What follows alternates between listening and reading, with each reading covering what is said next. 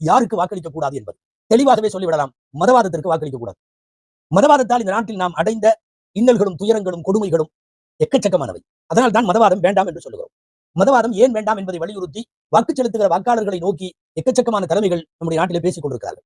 சில குறிப்பிட்ட மதவாத அமைப்புகள் ஏறத்தாழ பாலியல் கட்சியினே பேருங்கிற அளவுக்கு நாட்டில் பெண்களுக்கு எதிரான குற்றங்களை செய்து நாசப்படுத்தி இருக்கிறார்கள்.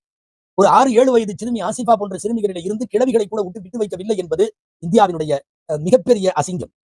மஸ்ஜிதுகள் மதரசாக்களுக்கு பாதுகாப்பு இல்லாத ஒரு சூழல் நாட்டினுடைய பல்வேறு இடங்களில் நிலவுவதை பூரா தரவுகளோடு சொல்ல வேண்டும் என்கிற அவசியம் இல்லாத அளவுக்கு ஏற்கனவே வெட்ட வெளிச்சமானது. இஸ்லாமியர்களுடைய வக்ஃப் சொத்துக்களை முடக்கவும் அபகரிக்கவும் பயன்பாடற்று போக செய்யவுமான முயற்சிகள் மிக தீவிரமாக மதவாதத்தால் முன்னெடுக்கப்பட்டிருக்கிறது என்பது எல்லாருக்கும் தெரியும். மாட்டை வைத்து மனிதர்களை படுகொலை செய்கிற, அதிலும் கும்பல் தாக்குதல் என்று ஒரு ஏழை இந்திய குடும்பங்களை நடுவிலே நிற்க வைத்து மதவாத கும்பல் சுற்றி நின்று கும்பல் தாக்குதல் நடத்தி படுகொலை செய்யப்பட்டவர்கள் நூற்றுக்கணக்கில் செல்லுகிறார்கள் என்பது உங்களுக்கு தெரியும்.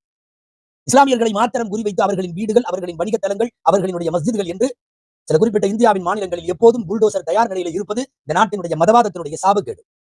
முத்தலாக் விஷயத்தில் ஷரியத்தினுடைய சட்டத்தை அப்பட்டமாக நம்முடைய உரிமையின் மீது கை வைக்கப்பட்டதை நாம் பார்த்தோம். சிஏஏ, என்ஆர்சி போன்ற மிக மோசமான கருப்பு சட்டங்களின் வழியாக இந்திய இஸ்லாமிய மக்களின் குடியுரிமையை தகர்ப்பதற்கான வேலையை மதவாதம் முன்னெடுத்தது என்பது நமக்கு தெரியும்.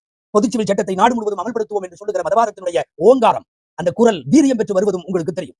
இஸ்லாமியர்கள் சம்பந்தப்படுகிற கல்விக்கூடங்களின் பெயர்கள் மாற்றப்பட்டு, தெருக்களின் பெயர் மாற்றப்பட்டு, ஊர்களின் பெயர் மாற்றப்பட்டு, இந்தியாவினுடைய புனித சின்னங்களாக அடையாளம் செய்யப்பட்ட புராதன சின்னங்களின் பெயர் மாற்றப்பட்டு, இப்படி ஒரு வரலாற்று மாற்றம் நடைபெறுவதை எல்லாம் தாண்டி நாடு முழுக்க ஒரு வெறுப்பு அரசியல் முன்னெடுக்கப்பட்டிருக்கிற காரணத்தால் நிச்சயமாய், சர்வ நிச்சயமாய் மதவாதத்திற்கு வாக்களிக்க முடியாது, வாக்களிக்க கூடாது. ஒண்ணு தெரிஞ்சுங்க, வாக்கு என்பது ஏதோ அரசியல், இது மார்க்கத்திற்கெல்லாம் அப்பாற்பட்டது என்று நினைக்க வேண்டாம். நீங்கள் செலுத்துகிற வாக்கின் மூலம் ஒட்டுமொத்தமாக அல்லாஹ்வை, ரசூலை, முஸ்லிம் சமுதாயத்தை எதிரானவர்களுக்கு சாதகமாக்கி நீங்கள் சொந்த சமுதாயத்தை குழி தோண்டி புதைக்க முற்படுகிறீர்கள் என்று பொருள்.